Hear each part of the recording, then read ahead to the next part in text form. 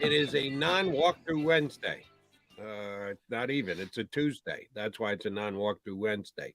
It's a timeout Tuesday because we don't have football to talk about. Oh, yeah, we do. It might not be on the field, but we got plenty of football to talk about here on Birds 365. John McMullen Jody McDonald here with you.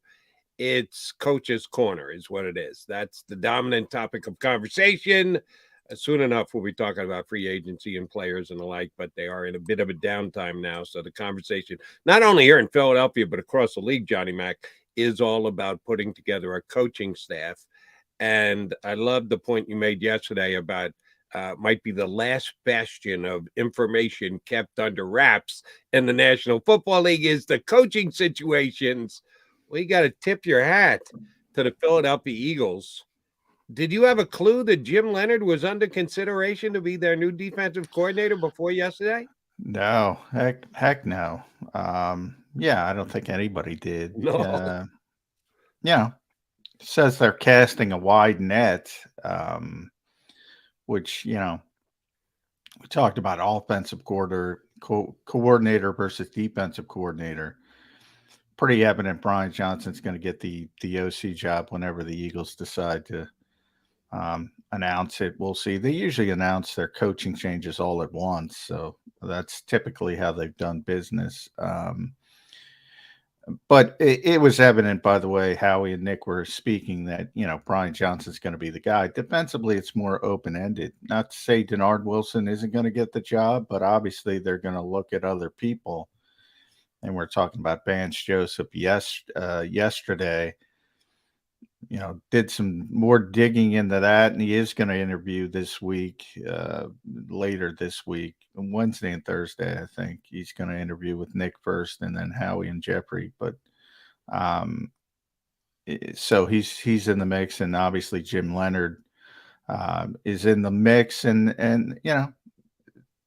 it's never a bad thing when he casts that wide net. It is interesting because his reputation is more of a Rex Ryan guy, more of what a lot of Eagles fans would like, aggression and all that kind of stuff. And it's just interesting to see the different minds they're trying to bring in. And there's a couple ways to look at it. You want to do due diligence on what the rest of the league is doing, what the rest of the league is thinking. In Leonard's case, you're talking about a college coach, although the Packers were close to bringing him in as a defensive coordinator a couple of years ago. So he's been on the NFL's radar. And obviously he doesn't have a job right now because Wisconsin, he was their interim coach last season. They fired Paul Christ and they went to Luke Bickle, I think. So, Right. Yeah, and he's going in a different direction. So, I mean, long time, he went to Wisconsin. I don't think he's had another job. He's started his coaching career at Wisconsin, never left. Young guy. We know the Eagles with youth, and they've gone that direction. It's worked. Good player, undrafted player, sort of made himself up to being solid players, spent a decade in the league, and we'll go. But I got to tell you, for people that don't know about Jonathan Gannon, you got to be wary of assuming guys are a certain way, because when Gannon got the job, I said, all right, we're going to get a bunch of Zimmer stuff in Philadelphia. He didn't do that. And I said, well, and we're probably going to get a bunch of Matt Eberflus stuff. He didn't do that either. So, all these declarations on what people are sometimes aren't the case. So, right. Did anybody immediately go and break down the game film of Wisconsin over the last couple of years? Yeah, to find you out got all the nerd. He's at Wisconsin. He was mainly.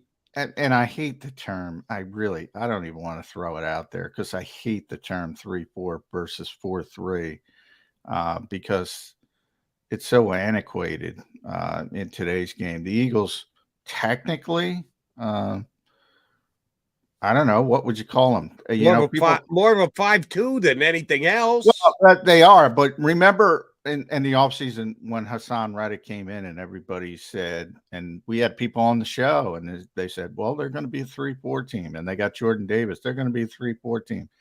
Well, technically, when they play 5, you have the 2 edge rushers and the nose tackle. Technically, that's a 3-4, but it's not really a 3-4.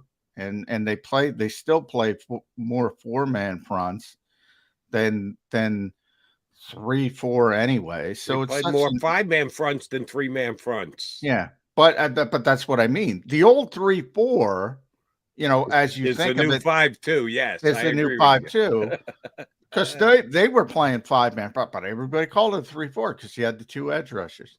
So to me, it's a useless sort of labeling technique, but everyone loves it. They can't get away with it. I can't stand that people label Hassan Reddick as a linebacker. They always do. Linebacker. And they put him in the same category a lot of people put it as TJ and Kaiser. I mean, because they don't even sit in the same room. But linebacker. So it is what it is. And here's my thought on Leonhard. And I'll be honest, when he took over for Wisconsin last year, I didn't get anybody on who covered the team or anybody associated with Wisconsin on my national show. They got up to a slow start, so I'm like, all right, they're not in the championship picture, so I don't have to sweat Wisconsin all that much. So I don't know how good his defense was or how good his defense wasn't. I thought it was telling that they thought to him to step up and take over the team when they decided to fire the head coach as quickly as they did. So I don't know much about Jim Leonhard and what kind of defense he played at Wisconsin, how he did as a head coach. It really doesn't factor into his hiring as a defensive coordinator here. All I know is the guy and the player. And he was with the Jets for 2 years. And you're right. Rex Ryan brought him in. Rex Ryan was with him in Baltimore. Rex became the Jets head coach. One of the first things he did was to add a good in the box. Now, that might tell you something because the Eagles previously under Jonathan Gannon didn't really have a quote-unquote box safety. But that's what Jim Leonhard was.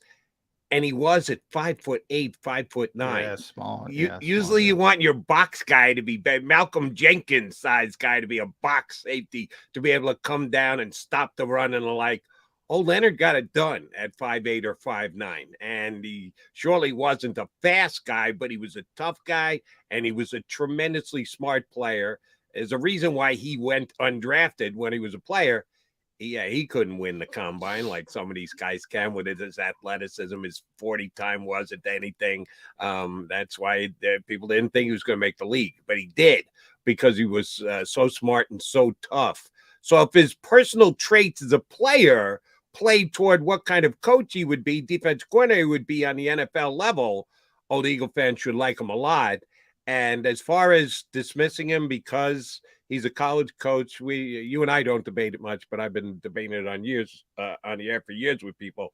The whole, can college coaches exist in the NFL? Can they make that transition? If you're a college coach, you're a college coach for life. You can't cut it in the NFL. And that knucklehead down in Jacksonville over the last 2 years, Urban Meyer, just digging the grave even deeper for college coach to become NFL coach. I don't think that's the case here. When you're talking about a guy who played in the league for 10 years. What is he? He's more of an NFL. He spent more time in the NFL than college. Exactly right.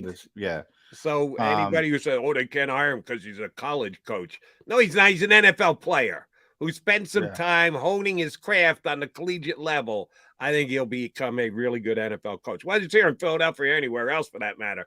But I had never heard his name tied to the Eagles. I think it was Jeremy Fowler who reported it yesterday, so give him the nod for getting the news. I didn't even know he was in consideration for it. I'm not saying he should get the job. I'm just saying if he does get the job, don't dismiss him because he's a college coach, because he has no NFL coaching experience.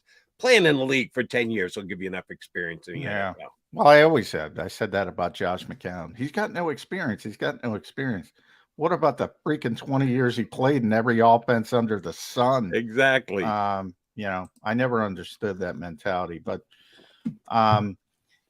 he Wisconsin, but in college, I mean, I'm not much of a stat guy, as you know, in the NFL. In college, it's even worse because everything's skewed. Well, if you're going to coach in the Big 12, you're not going to be in the top 5 in total defense. But in Wisconsin, the Big 10, they were top 5 in total defense and top 10 in scoring defense 4 different times.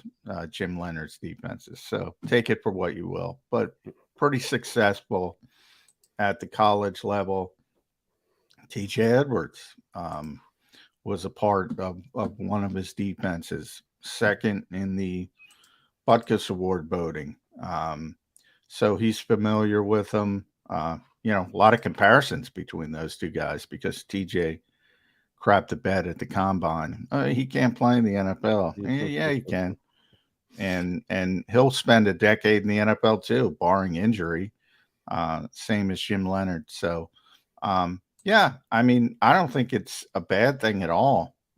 Talk to people, see who you like. And as I said, he's been on the NFL radars before. And the Packers tried to get him to jump in and be their coordinator. Their coordinator too, not a position coach, their coordinator. So people in the league have had their eye on him for a while. And for whatever reason, maybe it's comfort, could be, he played there, obviously likes it there. He didn't want to leave. And we'll see if he, now he needs a job. So a little bit different. Speaking of needing a job, Vance Joseph falls into that same category because when Jonathan Gannon took the job out in Arizona, they said, yeah, Vance, you can go interview for whoever you want. We'll be going in another direction. They already have Gannon coming back here to Philly to get Nick Rallis to become his DC. So Vance Joseph is looking for a job, and you mentioned he's scheduled to interview with the Eagles over the next couple of days. One day, Nick Sirianni, and then a second day with Jeff Lurie and Howie Roseman. By the way, I got some pushback on that yesterday. I'm gonna, I wrote about the Eagles coaching staff and Nick saying, Jonathan Gannon and Shane Steichen were in place before he got the job to be coordinators. I got some pushback. I'm like, I didn't say it. Now I knew it. From Jonathan Gannon's standpoint, I didn't, as I said, I didn't know it from Shane's standpoint. But I told the Eagles, I didn't say it. The head coach said it. I mean, now if he misspoke, from their sentiment, they don't want people thinking that Jeffrey Lurie and Howie Roseman are running the show. But here we are again. Another report comes out with Vance Joseph. Yeah, Nick's going to interview him first, and then Jeffrey and Howie are going to interview him as well. So, I will give him credit. It is, I think, it is sort of a little bit from column A and a little bit from column B. It's a collaborative approach. And I think too many people jump to Nick had autonomy, Doug didn't, or, Doug had no autonomy and Jeffrey and Howie had everything. Truth is, it's not either for either coach. It is a collaboration, and Nick certainly approved of Jonathan Gannon and Shane Steichen. Why wouldn't he? He loves them. He coached with them before, but it was sort of backward. It just happened to work out that way. So I think, it's a little bit of a weird situation, but yeah, it's a collaborative approach until it isn't. But we know there's one guy in charge. And when the one guy in charge, I'm sorry, Jody, when the one guy in charge wants a scapegoat, you're going to get a scapegoat. Okay. Very true. Here's, to me, more interesting than the order they're going to do them in, or that everybody's going to get involved and one day for one and one day for the other. The report that I read last night was this interview, both of these interviews are going to be done virtually. Yeah. That they're going to do them via Skype or Zoom or whatever the hell. The defensive coordinator position of the Eagles doesn't merit a face-to-face interview. Well, maybe it's Does Vance Joseph have something more important that he needs to be at They can't get on are the Eagles now, after spending to go to the Super Bowl, getting that cheap, they don't want to spring for the flight in a hotel room for him to come in and get to South Philly and sit down and meet with these guys? Really? Now, if you're talking about a offensive assistant or okay, fine. No, we're talking about the DC here. Defensive coordinator. That doesn't merit a face-to-face interview.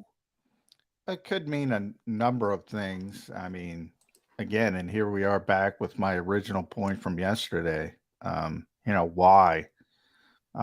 Maybe it's Vance's decision. Maybe it's the Eagles' decision. If it's Vance's decision, then I'm going to tell him, yeah, no, never mind. Thanks for applying. That's fair. I mean, but I'm saying there's no real concrete, maybe it's just a first interview, and maybe if he gets through that, they'll bring him in. You